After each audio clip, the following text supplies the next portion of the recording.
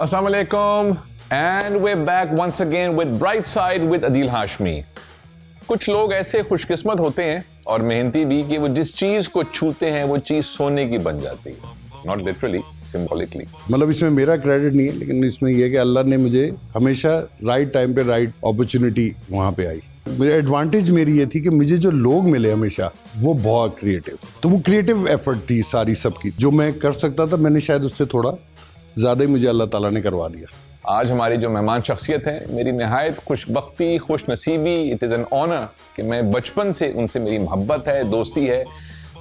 हमने बहुत काम इकट्ठे किया और उन्होंने ट्रेंड चेंज किए ओवर द इयर्स, जिस काम को भी वो छूते हैं। He is a director. इतनी दफ़ा एहसन भाई को सेट पे चीखते हुए सुना है, इतनी दफ़ा क्या, हमेशा ही, हर दफ़ा कि मैं थक गया चीख अबे यार वो तो वही बीमारियां, वही मुसीबतें, वही किल हर दफ़ा लाइट वाला लेट है या जनरेटर की तार हिल रही है या एक्टर तैयार नहीं है, स्क्रिप्ट लेट आ रही है या क्लाइंट कुछ, हमेशा वही। तो इससे एक तो तबीयत में इससे एक नेगेटिविटी आती है जो ब्लड प्रेशर की दवाई खाता हूँ ना मैं सुबह। अब सबको ये बात पता है, पूछते हैं आपने खा ली दवाई आज की, अब शूटिंग करते हैं। हाँ, तो मैं कहता हूँ जी मैं खा लिया, मैं मुस्कुरा रहा हूँ, आप करते रहे, ओह लाइट गिर गई, कोई बात नहीं, हाँ वेरी गुड। तो तीफा इन ट्रबल फिल्म भी देखी होगी आपने उनकी, लेकिन जो ट्रेंड सेटिंग एड्स उन्होंने बनाए कुछ साल पहले, तेरी मेहरबानी, आप समझ ही गए होंगे। We have with us today my childhood friend Ehsan रहीम।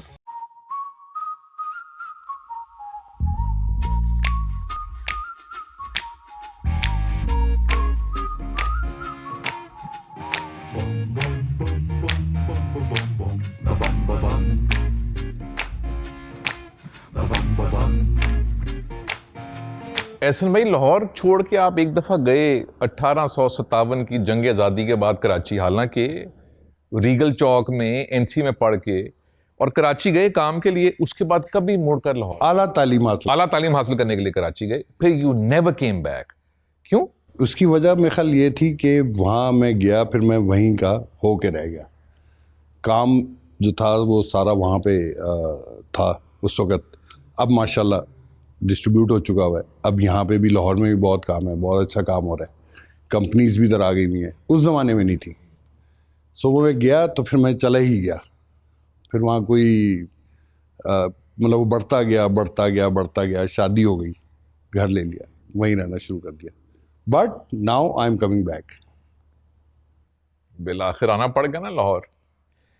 अच्छा, मैंने एक रोमांटिक सवाल आपसे पूछना है, और रोमांटिक सवाल ये या सेंटिमेंटल सवाल, और वो ये है कि मैंने अभी इंट्रो में कहा था कि मेरी खुशनसीबी, और मैंने कभी नहीं कहा ये एहसन को ये बात जो मैं कहने लगा, मेरी खुशनसीबी है कि एहसन रहीम के साथ मैंने कुछ काम किया। अदरवाइज मेरा जो हेट सा करियर होता वो यहाँ भी ना पहुँचता जहाँ पे वो है या था, अब तो नहीं, अब तो गिर गया ज़मीन पे। और वो ये है कि कभी आई एम श्योर मुड़ के देखते हैं कि एक काले रंग की एक पुरानी टूटी हुई CD70 थी जिसका स्पीडोमीटर भी बाहर गिरा होता था। एक वो एहसन रहीम था, NCA हॉस्टल, और फिर 5, 10, 20, 25, 30 साल गुजरे और वो यूं गया सफ़र, कोई एकदम से नहीं गया ऊपर। और सारे मुल्क के डायरेक्टर्स एक तरफ हैं और बड़े बड़े अच्छे हैं, और फिर एक एहसन रहीम है। और मजाल है जो मैं 25, 30, 40 सालों में कभी मैंने एहसन भाई के लहजे में कभी कोई एटीट्यूड, कभी कोई तकब्बुर, कभी कोई कुछ भी नहीं, ऐसे ही थे ये NCA में।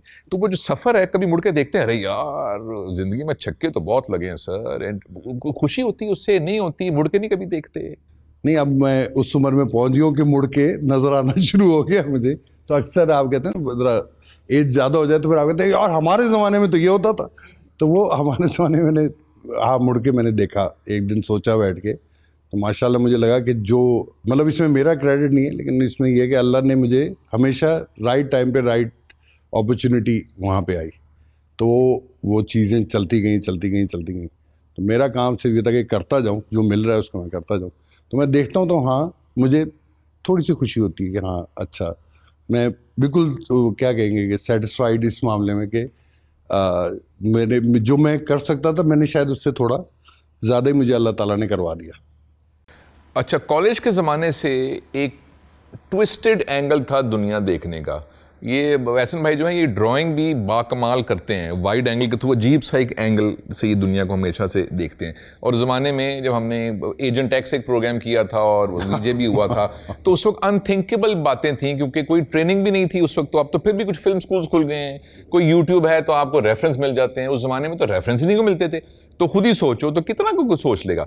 लेकिन उस वक्त से एक ट्विस्टेड एंगल था दुनिया देखने का, ट्विस्टेड एंगल था। हाँ, तो इलिस्ट्रेशन मैं करता था, जो कि मुझे लगता है हाँ मेरे काफ़ी काम आती है, क्योंकि अभी भी मैं जब काम करता हूँ तो मैं सबसे पहले ना उसको ड्रॉ करता हूँ, तो कोशिश करता हूँ कि अच्छा जी, तो वो कहते हैं कि यार आप स्टोरी बोर्ड आर्टिस्ट ले लें, वो बना देगा आपको। मैंने कहा हाँ वो बना तो देगा, वही बनाता है, लेकिन वो जो मैं खुद जब बनाता हूँ तो मुझे समझ आना शुरू हो जाती है कि अच्छा हाँ हाँ हम ये शॉट ऐसे ले लेंगे, ये एंगल भी हो सकता है। तो मैंने कहा जरा मेरा माइंड क्लियर हो जाता है। तो इलिस्ट्रेशन हमेशा से मेरे लिए एक सूदिंग चीज़ थी कि मैं करता हूँ। अब मैं प्रोफेशनली उस तरह तो नहीं करता, लेकिन इस काम के लिए मैं करता होता हूँ। तो वो ट्विस्टेड एंगल जो है वो उधर से आता है। और शायद मैं अपने ज़माने में जो मैंने फिल्में देखी तो वो कुछ कहीं ज़हन में फंस जाती हैं चीज़ें। सो वो मुझे मज़ा आता है जब मैं कोई अच्छी चीज़ देखता हूँ। अभी आज भी कोई मज़ेदार चीज़ देखता हूँ तो वो कहीं मैं स्टोर हो जाती है और फिर उसको मैं अटेम्प्ट करने की कोशिश करता हूँ कि यार ये कैसे की होगी इन्होंने। लेकिन हाँ मुझे याद है हमने एजेंट एक्स भी किया, फिर हमने एड्स किए बहुत सारे, लेकिन वो मैं वो कहूँगा कि अच्छे मज़ेदार टाइम से, और उसमें ओपननेस थी है, कोई रोक टोक उस तरह नहीं थी। तो वो हमें मौका मिला अपनी ट्विस्टेड सोच को सामने लाने का, तो वो अच्छा था। अगर आपको नहीं पता किन एड्स की बात हो रही है तो अब आपकी बड़ी मेहरबानी, समझ तो आप गए होंगे कि मैं नाम नहीं ले रहा ब्रांड का। अच्छा, एक और भी चीज़ है जो मुझे पुराने ज़माने से आपकी याद है, और वो जब टेलीविज़न था उसमें भी और फिर एड्स में भी, और वो है story telling. Almost every single time जब आपने कोई ऐड करते हैं उसमें एक नैरेटिव होता है। यूजुअली वो फनी होता है, उस पर भी हम बात करेंगे, लेकिन एक नैरेटिव होता है। मुझे नहीं याद कि कभी आपने कोई ऐसा काम किया हो जो बहुत ही कोई हार्ड बोरिंग सा एक हार्ड सेल हो। कोई नैरेटिव होता है कि कहानी ये हुआ और एंड पे ये हुआ। तो नैरेटिव कितना ज़रूरी है ज़िंदगी में, क्रिएटिविटी में, चाहे वो इश्तिहार हो, चाहे फिल्म हो, चाहे गपशप हो, चाहे कुछ भी हो। नहीं, नैरेटिव मेरे ख्याल है बहुत इंपॉर्टेंट है। मेरे ख्याल है हर अगर कोई डायरेक्टर है तो उसको नैरेटिव पे कंट्रोल होना चाहिए, या अगर नहीं है तो वो फिर तो आप सिर्फ पीसेस जोड़ रहे हैं, मतलब आपने अच्छे फ्रेम्स लिए और आप उनको जोड़ रहे हैं। अनफॉर्चुनेटली ऐसे भी बहुत सारा है कि जिसमें फ्रेम्स आप जोड़ रहे होते हैं, मैं भी जोड़ रहा होता हूँ अक्सर औकात, लेकिन मज़ा आता है अगर कोई नैरेटिव हो। सो जैसे हमने एड्स किए तो उसमें कहीं ना उसमें नैरेटिव था, चाहे वो फ़नी हो, लेकिन वो नैरेटिव उसमें था कि कहानी होगी, ये होगा। सो मेरा ख्याल है वो कहानी सुनाना ही है, वो असल आर्ट जो है वो कहानी सुनाना है। बाकी गिमिक है सारी, मतलब वो तो आप बाय कर सकते हैं। और व्हाट इज़ ह्यूमर? क्योंकि मैंने बहुत सारा ह्यूमर जो सीखा है वो वैसन भाई से सीखा है। टाइमिंग क्या होती है, फलां क्या होता है, ये चीज़ फ़नी है, ये बहुत ही वाइल्ड चीज़ है जिसको समझने में भी कोई लगे 20 सेकंड, लेकिन ये तो फ़नी कम वक्त बहुत है यार। What is humour? ये कम वक्त चीज़ क्या? और इस मुल्क में ये बहुत ज़्यादा है वैसे, पर ये है क्या, ये भला क्या? अच्छा, ये मैंने भी कभी इसकी डेफिनेशन में नहीं किया कि व्हाट इज़ ह्यूमर। मुझे ये याद है, मतलब टीवी पे लगते थे, बड़ी फ़नी चीज़ें होती थी, 50-50 होता था, शुएब साहब के प्रोग्राम थे, सच कब, वो फ़नी थे, मतलब आपको हंसी आती थी। अब वो उसमें बात ऐसा लाइन ऐसी लिखी होती थी उन्होंने। कॉलेज में स्किट्स मैंने देखे और मुझे इतनी हंसी आई देख के। कोई एक स्किट था, स्टूपिड सा स्किट था, उसमें कोई डायलॉग भी नहीं था, लेकिन मुझे बड़ी हंसी आई। तो मेरा बड़ा दिल चाहा, मैंने कहा यार ये कैसे करते हैं यार, ये तो बड़ी मज़ेदार चीज़ है। फिर मैंने और जवाद हम लोगों ने मिलके स्किट्स बनाए, उसमें से बहुत गंदे भी थे, एक आध ठीक था। तो वो किया, तो वो जब लोग हंसे तो वो इतना एक फीलिंग आती स्टेज पे आपको कि वो बहुत मुझे एक्साइटिंग लगा। फिर मेरा अच्छा फॉर्चून ये था कि मैं शुएब साहब से उनसे मुलाकात हो गई, शुएब हाशमी साहब से। पहली दफ़ा ऐसा हुआ कि उन्होंने स्क्रिप्ट दिया मुझे कि ये पढ़ें और दोनों आपस में चूज़ कर लो किसने कौन सा रोल करना है। हमने कहा है, उन्होंने कहा नहीं आपस में डिसाइड कौन अच्छा एक्टर है, वो ये वाला कर ले, दूसरा ये कर ले। और मैं जवाब बैठे हुए अपने, मैंने स्क्रिप्ट खोला, मैंने पहली दफ़ा वाहिद स्क्रिप्ट था जो मैंने पढ़ा और मैं हर लाइन पे हंस रहा था ऊंची आवाज़ में। तो मैंने कहा यार ये तो जीनियस वो है, मतलब ये जो लिखा हुआ है और थॉट है और कैसे लफ्ज़ों का इस्तेमाल है और कहाँ से सोचा है इन्होंने। खैर मेरा कभी, मैं अपने आप को इतना क्रिएटिव नहीं कहूँगा, लेकिन मेरी फ़ायदा मुझे ये था, मेरी एडवांटेज मेरी ये थी कि मुझे जो लोग मिले हमेशा वो बहुत क्रिएटिव, जैसा फैसल कुरैशी है। अब उसके पता नहीं कहाँ से ज़हन में आती है लाइंस और आइडियाज़, लेकिन वो उसके साथ मैंने बड़ा अर्सा काम किया, तो मुझे हमेशा ऐसे लोग मिले जैसे हम लोग ऐड करते थे। अब तो वो क्रिएटिव एफर्ट थी सारी सबकी। तो वो ह्यूमर जो था, ह्यूमर क्या है ये मुझे एग्जैक्टली नहीं पता, मतलब उसको डिफाइन नहीं कर सकता, लेकिन वो कोई बात होती है और मैंने ये देखा कि हाँ वो कोई ऐसी बात होती है जो हमारे आसपास ही हो रही होती है, लेकिन वो जो ट्रेंड माइंड होता है वो पकड़ लेता है कि एनॉमली है, ये फनी बात है, ये जो हो रहा है ये फनी है, हमारे यहाँ रोज हो रही होती है ऐसी चीज। सो उसको कैच कर लेना और उसको सही टाइमिंग के साथ आप दिखा देना। सो मैं आज भी सीख रहा होता हूँ इन लोगों से, लेकिन मैं ये नहीं कहूँगा कि मेरा 100% कंट्रोल है ह्यूमर पे, क्योंकि मुझे डर लगता है कि अब आप कहें जी अभी हमने ये बनाना है और हंसाना है लोगों को, तो ये मुश्किल काम है। लोगों को हंसाना बहुत मुश्किल काम है, रुलाना भी मुश्किल है, लेकिन मेरा ख्याल है हंसाना बहुत ज़्यादा मुश्किल है। तो जो लोग ये करते हैं, हालांकि मुझे थोड़ा अफसोस होता है जब कोई बोल रहा होता है कि अच्छा ये एक्टर हैं, ये कॉमेडियन है, तो मैं कहता हूँ यार ये एक्टर नहीं है, ये एक्टर है और ये इसके पास कंट्रोल है, ये आपको हंसा सकता है। ये दुनिया का मुश्किल तरीन काम है। वो मुझसे किसी ने पूछा कि ये मुश्किल क्यों लोग कहते हैं कॉमेडी को। मैंने कहा यार आप तसव्वुर करें कि आप एक महफिल में बैठे हुए हैं और आपको बहुत दुखी कहानी सुनाएं कि लोग रोएं, और लोग ना रोएं तो कोई बात नहीं, लोग मुंह बना लेंगे, लेकिन अगर आपने कोई लतीफ़ा सुनाया है और लोग हंसे नहीं है तो बेटा आप तो नहीं बच सकते। अब आप नहीं तो आप एक रिस्क लेते हैं जब भी ह्यूमर आप करते हैं, और अगर वो वर्क ना कर रहा हो तो आप कुछ भी नहीं कर सकते, आप इंतजार कर सकते हैं बस कि भाई नहीं वर्क किया, आप क्या करें। और अगर वो नहीं पहला जोक नहीं हंसे तो फिर वो नहीं हंसेंगे आगे, तो इसका मतलब आपके अगले वाले भी फेल होने लगे। लेकिन मेरा ख्याल है बहुत ये आर्ट है, ये आर्ट है हंसाना। और कुछ लोगों में नेचुरली होता है ये, मतलब उनके पास वो टाइमिंग होती है। जैसे लतीफ़ा सुनाना है ना, वो भी स्टोरी टेलिंग है, और मैं बहुत बुरा लतीफ़ा सुनाता हूँ, मतलब मैं इसलिए सुनाता ही नहीं क्योंकि मैं जीरो हूँ इस काम में, लेकिन ये स्टोरी टेलिंग है। तो इतने साल जो काम किया और अभी भी चल रहा है काम, तो फिल्म सिर्फ एक क्यों की? और हम बचपन से फिल्म सुनते आ रहे हैं कि फिल्म करनी है, फिल्म करनी है, फिल्म करनी है, तो एक ही सिर्फ फिल्म क्यों की इतना अरसा? फिर रिवाइवल भी हुआ, रिवाइवल के बाद फिर डाउनफॉल भी हुआ, कोविड आ गया, सिनेमास बंद हो गए, तो क्यों? और इतनी फिल्मों की स्क्रिप्ट डिस्कस भी की और बहुत सौ को एडवाइस भी की और ये भी किया, इसको ऐसे, और रातों को ऐसे महफिल हो रही है कि जैसे बस सुबह टाइटैनिक बन रही है।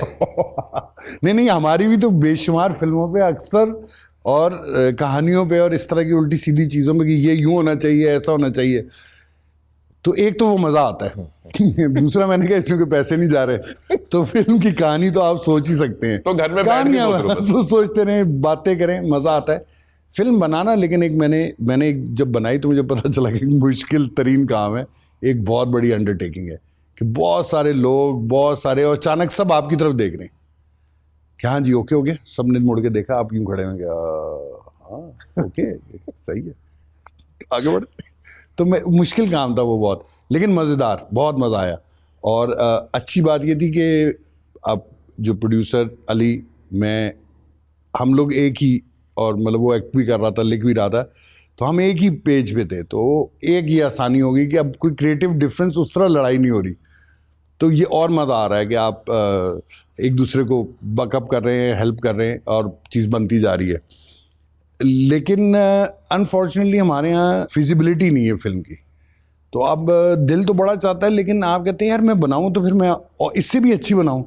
इससे भी अच्छी बनाने का मतलब कि उसमें आपके फाइनेंसेस और वो थोड़े शायद हायर साइड पे होंगे, तो वो हमारे यहाँ फिजिबिलिटी नहीं है उस तरह की। लोग कहते हैं यार इतने में फिल्म बना लो, ये तो मैटर नहीं करता, ये चीज़ कर लो बस।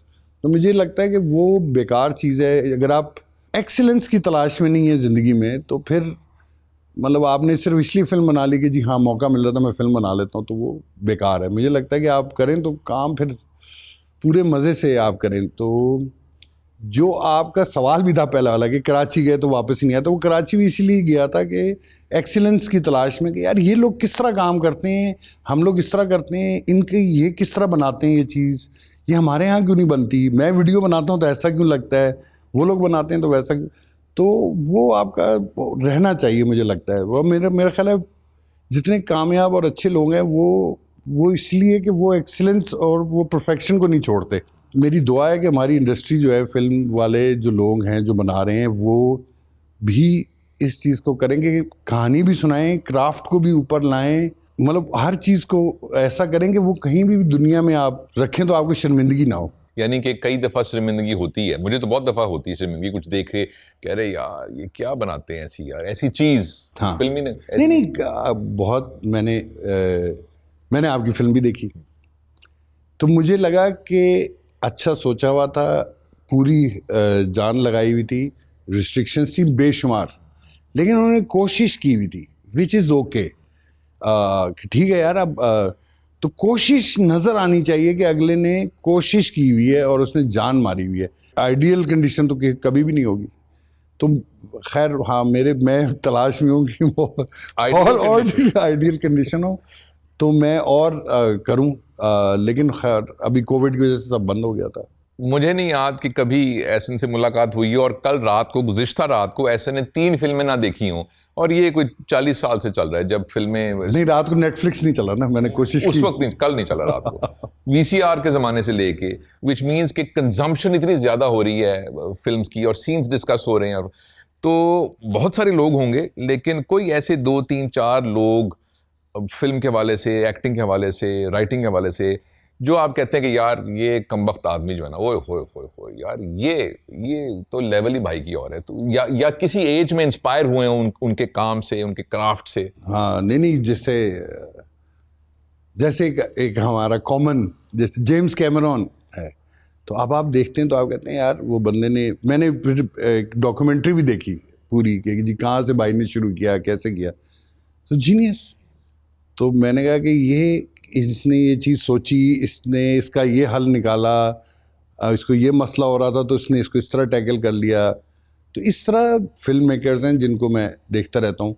और फिल्म्स का भी मेरा ये है कि जैसी भी फिल्मों आप देख लें तो उसमें बहुत बुरी भी होती हैं, लेकिन कभी कभी ऐसी भी फिल्में होती हैं कि आप हैरान होते हैं। जैसे अभी मैंने रिसेंटली एक फिल्म देखी 9 डेज, तो वो एक बड़ी सीरियस सी फिल्म थी और थोड़ी ऑफ बीट सी थी, और लेकिन वो ऐसा उन्होंने उसको टैकल किया हुआ था कहानी को कि मैं देखता रहा।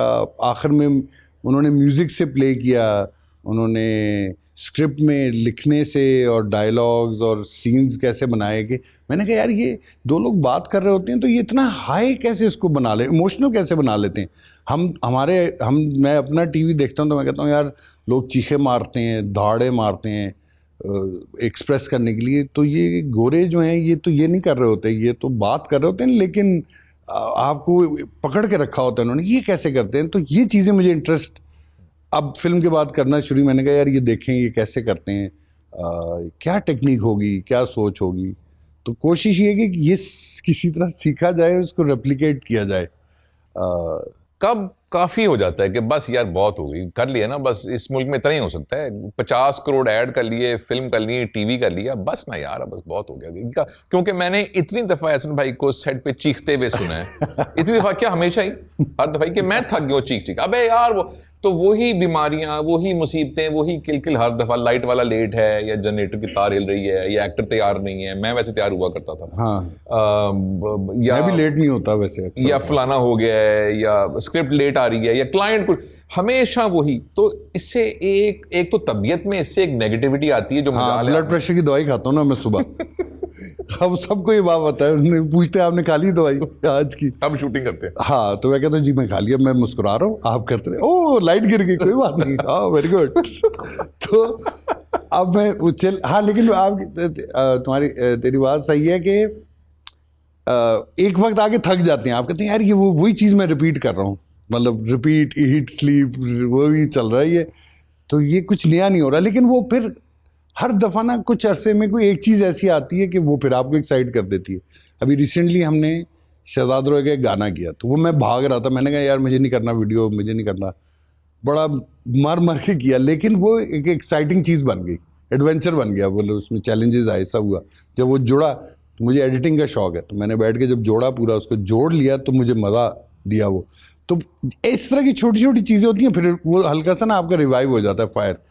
वरना नॉर्मल डेज में हाँ मैं कहता हूँ अब थोड़ा सा वो हो गया कि आप कहते हैं यार ये वही चीज़ किए जा रहे हैं, वही हो रहा है, वही किचन है, वही लाउंज है, वही अम्मा है, वो अब्बा है, यही कार्ड है, यही उंगली है। तो इसको कुछ चेंज थोड़ा सा करें, लेकिन वो कभी कभी एक चीज़ आ जाती है ऐसी। सो कोई व्हाट नेक्स्ट भी है कि यार अच्छा भी, या एक तो इंतजार है कि अच्छा भी काम आ रहे हैं, हम काम कर रहे हैं, कहीं कहीं कोई ऐसी चीज आती है जो हाथ साथी तौर पे एक्साइट करती है, बड़ा मजा है, या कोई ऐसी चीज रह गई है भी करने वाली कि यार this is the next thing, वो काम से मुंसलिक हो या ना हो, पर्सनल लाइफ्स में भी कुछ टारगेट होते हैं कि अच्छा यार मैंने फलाना भी चीज करनी है, या वर्ल्ड टूर करना है, या बच्चों के साथ फलाना काम करना है, कुछ रह गया या हो गया सारा कुछ पूरा? कोई बकेट लिस्ट टाइप चीज़ तो नहीं मैंने बना के रखी हुई कि ये करना था, लेकिन ये कि काफ़ी सारी चीज़ें ऑटो पे होती गई। अब माशाल्लाह बच्चे जो हैं वो मुझसे दोनों ऊपर निकल गए हैं, तो जो मुझे चीज़ें करनी थी वो बहुत सारी हो गई। लेकिन हाँ, अगर आपको मोटिवेट रहना है तो फिर एक इम्पॉसिबल टास्क अपने आप को देनी पड़ती है आपको कि यार ये करना है मुझे, तो उस चक्कर में फिर आप कहीं चलते रहते हैं, तो वो वहाँ पहुँचे ना पहुँचे हैं कहीं पहुँच जाते हैं। पहला टास्क ये था कि मैंने कहा जी मैं शिफ्ट कर जाऊँ वापस लाहौर, तो वो टास्क जो है वो तकरीबन ख़त्म होने वाला है। तो मुझे लगा कि फैमिली, बच्चे, मेरी वाइफ जो है वहाँ पे कोविड में हमने रियलाइज़ किया कि हमारी कोई फैमिली नहीं है, हम अकेले यहाँ रहते हैं। सो यहाँ पे मेरी बहन है और वहाँ के रिश्तेदार हैं। सो पहला एक ये कुछ 1.5 साल पहले हमने ये लॉक किया कि हम वो करेंगे, तो ये एक चीज़ थी। दूसरा एक पैशन प्रोजेक्ट जो है वो मैंने साइड पे करके रखा हुआ था बड़े अरसे से, और उस पर तकरीबन 2 साल से मैं मुसलसल जब टाइम मिलता है तो मैं और एक और दोस्त है मैंने वहाँ बैठ के उस पर काम कर रहे होते हैं। तो वो एक इम्पॉसिबल टास्क लगनी शुरू हो गई, क्योंकि वो एम्बिशियस प्रोजेक्ट कहेंगे या फिल्म कहेंगे आप, कि मैंने बचपन से मैंने, जिस तरह आपने जिक्र किया, तो स्पाई थ्रिलर का मुझे बड़ा शौक़ है। तो मैंने लिख लिख के उसको, मतलब एक शक्ल तक तो बन गई, लेकिन ये कि आपने कहा जी उसमें हेलीकॉप्टर भी उड़ रहे हों, उसमें ये लड़ाइयाँ भी हो रही हों, फिर आपने कहा जेम्स बॉन्ड देखी तो आपने कहा यार ये बनाते तो हम क्यों नहीं बना पाते।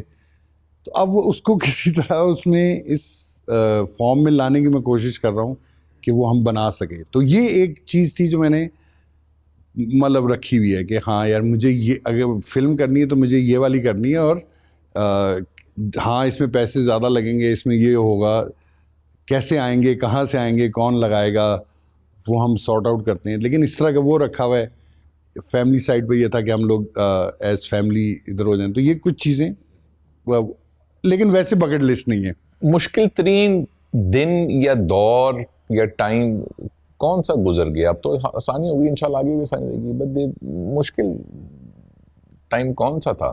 हाँ, मुश्किल टाइम बेसिकली जैसे मैंने आपसे कहा ना, काम में तो मैं हमेशा समझता अल्लाह ताला ने मुझे कहीं गाइड करके पहुंचा दिया। लेकिन मुश्किल टाइम मेरी ज़िंदगी में था कि मेरे पेरेंट्स बेसिकली अलग हो रहे थे, तो वो बहुत मुश्किल टाइम था। और वहाँ से वो शायद उसकी वजह से मेरे उस पर भी असर हुआ, या वो मेरे लिए मुश्किल चीज़ थी कि किस तरह कोप करना है इससे। तो वो टिपिकल मैंने टीनेजर्स वाली हरकत की कि आप भाग जाएं, कहीं और ध्यान लगा लें, फिर वो रियलाइज़ करना कि यार ये उसमें उनकी फॉल्ट नहीं होती, मतलब वो भी कोई उनके रीजंस होंगे, तो आपको उनसे नाराज़ नहीं होना या उन पर गुस्सा नहीं करना। तो वो उसमें थोड़ा मैं लेट भी हो गया, मेरे वालिद साहब का इंतकाल हो गया, तो उसके बाद फिर मैंने ये चीज़ रियलाइज़ की कि मतलब मैंने गलती की थी ये। तो वो टाइम्स थोड़े मेरे लिए। कैसे निकले उसमें से? जब किसी के ऊपर कोई मुश्किल वक्त आता है, वो वक्त और तरह का हो लेकिन फील तो वही करता है, तो उसमें से कैसे निकलना होता है? मसलन आपको प्रोफेशनली मुसीबतें शायद नहीं पहुंची, लोगों को मिलती हैं, how do you pick yourself up and keep going? क्या तरीका है वो करने का? यंगस्टर्स बिलखुसूस बहुत जल्दी वो डीमोटिवेट हो जाते हैं, या एकदम से अरे यार ये तो मुल्क ही ऐसा है, कुछ नहीं हो सकता यहाँ पे। ये एक मिसाल यहाँ बैठी है, बहुत सी मिसालें यहाँ बैठी हैं, अच्छा, इसी मुल्क से उठे। नहीं आप सही कह रहे हैं। How do you pick yourself up? नहीं मैंने तो यही देखा, मुझे किसी ने कहा लॉबीज होती हैं, लॉबी में नहीं अगर आप हैं तो अगर आप अंग्रेज़ी नहीं बोलेंगे तो ये नहीं हो। मैंने कहा अच्छा, अगर आप शलवार कमीज पहन के मीटिंग में नहीं जा सकते, बड़ी कंपनी है, आप नहीं जा सकते। इश्तिहारों में ह्यूमर मत करें, इश्तिहार ह्यूमर वाले चलते नहीं है, ये नहीं होता, ये बुरा होता है, तो वो हर चीज़ है। लेकिन मैंने देखा कि ये तो सिर्फ खुद बैरियर्स हैं, तो आप क्रॉस कर सकते हैं। और मैं भी देखता हूँ यंगस्टर्स को, वो जल्दी होप गिव अप कर जाते हैं, या वो हो जाते हैं कि हम वहाँ पहुँच नहीं पा रहे। तो मैंने उनसे कहा कि आपको जल्दी किस बात की है, व्हाट्स द हरी, अब आपने कल क्यों पहुँचना है, आप कोई घूमते हुए पहुँच जाए। अचीवमेंट ये नहीं कि ये फिल्म बन गई, अचीवमेंट ये जो जहाँ से मैं चलता हुआ आया और घूमता और जैसे पहुँचा, तो मैंने कहा ये तो बड़ा अच्छा एक जर्नी थी। उसमें अप्स भी थे, उसमें डाउन्स भी थे, मतलब उसमें बुरे दिन भी थे कि आपने कोई काम किया वो नहीं चला, गाली पड़ी, आपने कहा वो थोड़ा हिले इस तरह। लेकिन आपने कहा कि ये तो आप तो उसमें डाउन होने के बजाय, मतलब मैं ये रखता हूँ कि मेरी कोशिश होती है कि यार फिर मैं एज चैलेंज आपने एक बना के माइंड में लगा दिया, चैलेंज ये करना है। किसी ने कहा यार आप तो कॉमेडी करते हैं, आप रुला तो नहीं सकते। मैंने कहा यार ये तो चैलेंज हो गया नहीं बात। अब तो ये अब मुझे ढूंढना है कोई ऐसा काम। तो हमने जवाद अहमद का किया गाना दोस्ती, तो लोग मुझे मिले, उन्होंने कहा आंसू आ गए। तो मैंने कहा जी मैं बना लेता हूँ, मैं ये भी बना सकता हूँ, अगर आप मुझे कहेंगे, मौका देंगे तो मैं वो चीज़ कर लूँगा। तो यंगस्टर्स को मुझे लगता है कि वो उसका ना सोचे कि पहुँचना कहें, वो उस रास्ते को एंजॉय करें। हाँ, कि वो उसमें अच्छे भी होंगे, थोड़ा बुरा भी होगा, लेकिन मैंने कहा आपने करना है, सोच लिया है तो बस फिर ये करते रहना है आपने। तो उसमें कभी आपने अपने आप को कंपेयर नहीं करना कि फलाना यहाँ है और मैं यहाँ हूँ, उसका अपनी जर्नी से आया हुआ है, आप अपनी को एंजॉय करें। तो मैं इस तरह उसको देखता हूँ कि आप अपने आप को अपने चैलेंजेस बनाएं, अपने वो करें, उसमें ऑब्वियसली आप लूज़ भी करेंगे। हाँ मुश्किल होता है, मतलब मुझे खौफ, मेरा ग्रेटेस्ट फियर ये था कि फिल्म लगेगी और कोई हंसेगा नहीं, बैठे होंगे और लोग यूँ देख रहे होंगे। और तो मेरे पसीने छूट गए। तो उन्होंने कहा प्रीमियर में, उन्होंने कहा आए। मैंने कहा ऐसा नहीं हो सकता कि आप लोग करें, मैं गाड़ी में बैठ के 1.5 घंटा चक्कर लगाता हूँ, फिर मैं आप मुझे कॉल करके बता दीजिएगा। कि मैंने कहा मैं मुझसे बैठा नहीं जा रहा, वहाँ पे कितने लोग बैठे हुए देख रहे हैं, आप शोकेस कर रहे हैं कि जी ये। अगर आपको याद हो तो आपने मुझे एक दफ़ा एक बात की थी कि जी अगर दम है ना, अगर आप समझते हैं आप में दम है तो एक दफ़ा मुक्का घुमा के ज़रूर देख ले। तो मैंने मुक्का घुमाया, मैंने कहा समझ नहीं आ रही लगा है कि नहीं लगा। तो वो एक बड़ा फियर था। तो मैंने मेंटली तौर पे अपने आप को तैयार कर रहा था कि अगर ये फेल हो गई, लोगों को नहीं पसंद आई, तो मैं किस तरह डील करूँगा इसको। सो वो मैंने पहले से अपने आप को वो करना शुरू किया था कि यार अगर कोई कहेगा आपकी फिल्म बेकार है तो मैं लड़ूंगा नहीं उससे, क्योंकि उसका ओपिनियन मैं कहूँगा ठीक है सर आप सही कह रहे। तो वो बचत खैर हो गई। लेकिन हाँ मैं देखता रहता हूँ कि लोग गिरते हैं, लेकिन फिर मैंने ये भी देखता रहता हूँ कि उठते भी हैं वापस। तो वो उसके लिए थोड़ा सा हिम्मत और जिगरा चाहिए होता है सर। आखिरी सवाल वो ये है कि प्रोफेशनली, पर्सनली, हेल्थ, हज़ारों वेरिएबल्स होते हैं, और हम आम तौर से बाहर उसका इल्ज़ाम देते हैं कि मुल्क ही ऐसा है, मेरिट ही नहीं है, लोग नालायक हैं, तुम्हें पता नहीं मैं क्या कह रहा हूँ, मेरी तो। What is it about this country that you absolutely love? Sir लोग, हर तरह के लोग हैं, हर तरह के आपको वो मिलेंगे, उसमें अच्छा भी होगा बुरा भी होगा। लेकिन सच्ची बात है कि हाँ दिन आते आप कहते हैं यार ये गड़बड़ हो गई, ये सही नहीं है, ये सही नहीं है, लेकिन जा नहीं रहा मैं कहीं, मैं हूँ इधर ही।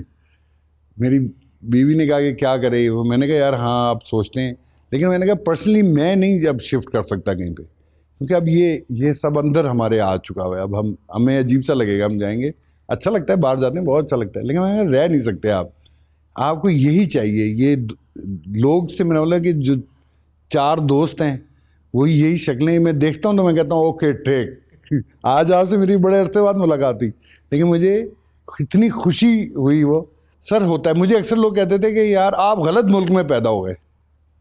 मैं शुरू में कहता था हाँ यार मैं तो बहुत मेरा तो सीने में गलत मुल्क में पैदा हो गया। फिर मैंने कहा नहीं, ये इसकी वजह से मुझे चांस मिला, शायद मैं बाहर होता तो मैं बाकियों में बिलो एवरेज होता, मैं उनके उस पर आ रहा होता। तो यहाँ मुझे मौका मिला है, तो इसको आप डिस ना करें, इसको आप रखवाएं ना इस चीज़ को आपके, यार मुल्क ही ठीक नहीं है। नहीं नहीं भाई, और मैं मिसालें हैं सब आपके सामने हैं, कितने बड़े बड़े लोग गुजरे हैं, इतने काम किए हैं लोगों ने, तो कर हो सकता है। तो ज़रा करने वाले बने और करें, मुल्क को ना रखवाएं आप। Ahsan bhai, it has always been a privilege to be your friend and to be an actor's brother. Thank you and God bless you. Thank you so much. Thank you.